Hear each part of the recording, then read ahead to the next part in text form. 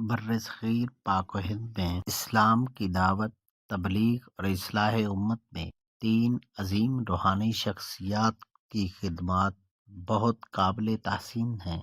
حضرت خواجہ معین الدین چشتی اجمیری رحمۃ اللہ علیہ، حضرت مجدد الافسانی رحمۃ اللہ علیہ اور موجودہ دور کے عظیم مصلح اور داعی حضرت پیر ذوالفقار احمد نقشبندی رحمۃ اللہ علیہ۔ یہ تینوں شخصیات اگرچہ مختلف زمانوں سے تعلق رکھتی ہیں، مگر ان سب کا مقصد ایک تھا: لوگوں کو اللہ سے جوڑنا، سنت رسول کو زندہ کرنا اور ایمان و اخلاق کی اصلاح کرنا۔ اسلام کی دعوت بڑے احسن طریقے سے ان تینوں شخصیات نے پہنچائی، جیسا کہ قرآن اور سنت رہنمائی کرتا ہے۔ قرآن پاک میں اللہ فرماتے ہیں: ادعو الی سبیل ربک بالحکمت والموعظۃ الحسنہ، یعنی اپنے رب کے راستے کی طرف حکمت اور اچھی نصیحت کے ساتھ بلاؤ۔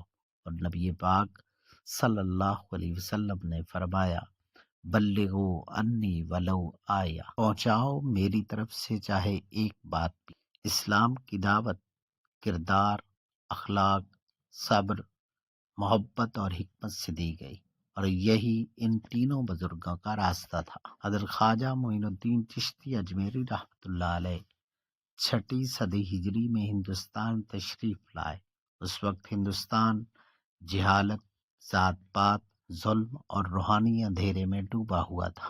آپ نے مذہب کی دعوت محبت سے دی، زبان سے پہلے عمل سے کر کے دکھایا، نفرت کے مقابلے میں اعلیٰ اخلاق کا مظاہرہ کیا۔ آپ کا مشہور قول ہے: محبت سب کے لیے، نفرت کسی سے نہیں۔ اور اس کا نتیجہ یہ نکلا کہ لاکھوں غیر مسلم آپ کے اخلاق اور کردار سے متاثر ہو کر مسلمان ہوئے۔ اسلام کو عوام کے لیے نرم، آسان اور قابل فہم بنایا، خانقاہ کو خدمت خلق کا مرکز بنایا۔ حضرت مجدد الافسانی رحمۃ اللہ علیہ اس وقت کہ جب بر صغیر میں اسلام کے نام پر بدعات، شرک آمیز افکار اور دین میں تحریف عام ہونے لگی، تو اللہ نے امام ربانی شیخ احمد سرہندی مجدد الافسانی رحمۃ اللہ علیہ کو کھڑا کیا، دین کو اصل قرآن و سنت کی طرف لائے، شریعت اور طریقت میں توازن قائم کیا، بادشاہوں کے دربار میں بھی کلمہ حق کہا۔